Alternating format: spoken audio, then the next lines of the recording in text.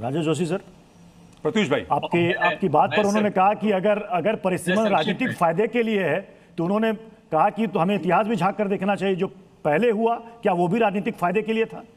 नहीं, विनीत सिंह जी ने दरअसल आधी अधूरी मेरी बात सुनी और आधी अधूरी कोई कोट किया। अगर वो पूरी मेरी बात सुनते तो मैंने ये कहा था उसमें कि हर काम जो कुछ होता है राजनीति के अखाड़े में वो राजनीतिक फायदा देख के होता है, लेकिन कुछ काम संवैधानिक होते हैं, कुछ नीति से रिलेटेड होते हैं, उनको करना ही पड़ता है, चाहे कोई भी सरकार। सुप्रीम कोर्ट का कोई आदेश आएगा तो उसको सरकार मानेगी। ये विनीत ने शायद पूरी बात सुनी नहीं है। बहरहाल यहाँ पर मसला ये नहीं है कि सरकार ये क्या करना चाह रही है। आप इस बात को कैसे भूल सकते हैं कि 2024 में इस सरकार को, नरेंद्र मोदी को फ्रैक्चर्ड मैंडेट मिला था, 240 सीटें मिली थी उनको, लेकिन 240 सीटों से किस तरह से उन्होंने अब ये 2/3 मेजोरिटी तक जाने की वो कोशिश कर रहे हैं।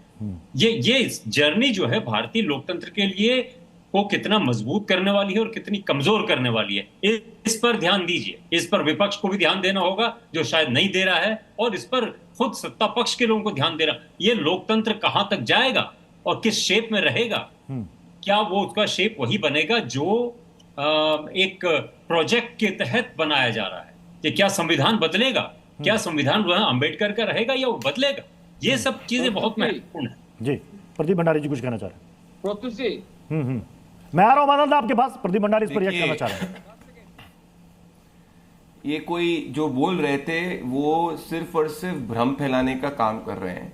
इनको नैतिकता राजनीतिज्ञों का काम होता है भ्रम फैलाने का। मैं जर्नलिस्ट हूँ, मैं राजनीतिज्ञों का। शांत रहिए। हाँ तो आप भ्रम फैलाना आपका काम है। एक सेकेंड, आप पत्रकार हैं तो आप सुनिए। कांग्रेस के प्रवक्ता के रूप में मत बात करिए, मैं आपको सुन रहा था। आप कांग्रेस के प्रवक्ता के रूप में मत बात करिए। आपकी बात को मैंने सुना, अब मेरी बात को आप सुनिए। मैं बिल्कुल बोलूंगा, मैं बिल्कुल बोलूंगा, मेरा हक है। आपने नहीं, अरे मैं बिल्कुल, हमने देखा है जंतर मंतर पे क्या चल रहा है। थोड़ा शांत रह जाइए। तो आप भी बोल दीजिए। आप यहाँ पे राजनीतिक रूप से डिफेंड करने तो नहीं आए ना।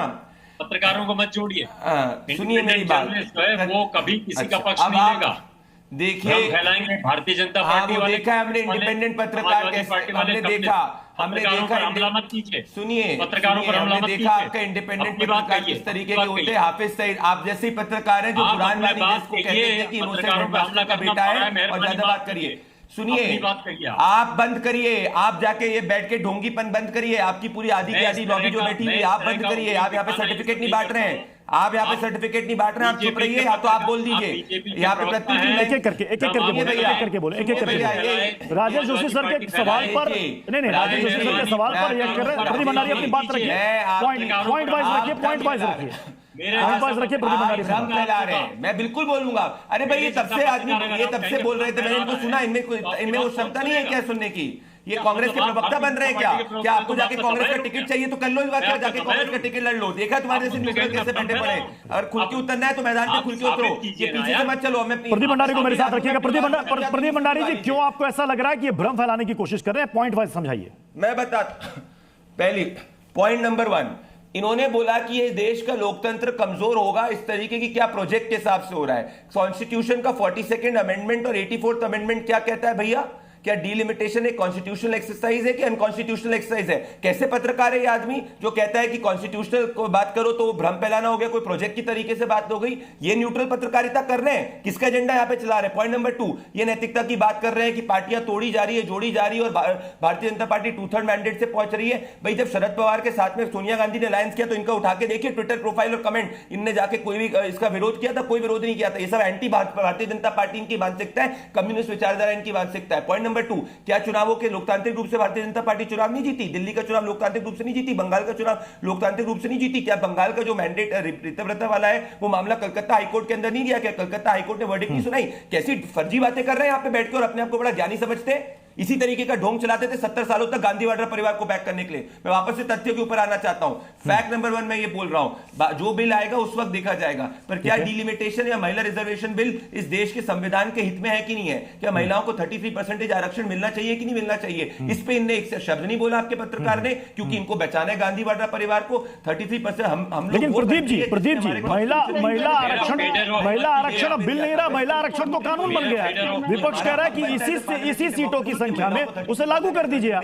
क्योंकि ये कोई लेने की बात नहीं है, ये जस्टिस की बात है और ये ट्रू जस्टिस की बात है। कांग्रेस पार्टी लड़कियों लड़ सकती हूं की बात कर रही है, क्यों नहीं इसका समर्थन कर रही है? इनने कर्नाटका कैबिनेट के अंदर अभी शुरुआत में कांग्रेस पार्टी ने अपनी कैबिनेट का एक्सपेंशन किया, एक महिला को इन्होंने अपनी कैबिनेट में इंक्लूड नहीं किया। तो राजेश जोशी सर, राजेश जोशी सर, कथनी और करनी में कितना बड़ा फर्क होता है और ये देश में अपना पॉइंट रख लीजिए राजेश जोशी सर। हाँ, 30% रिजर्वेशन मिलना चाहिए। मैं सिर्फ अपनी बात एक एक करके गौरव एक एक करके राजेश जोशी सर चल रहा है। तो ये भारतीय जनता पार्टी ने व्यक्तिगत इल्जाम लगा रहे हैं, मुझे मेरी बात कहने नहीं बिल्कुल बिल्कुल राजेश सर, आपको बिल्कुल आपको पूरी बात कहने कहा, बोलिए व्यक्तिगत इल्जाम बिल्कुल ना लगाएं पत्रकारों पे।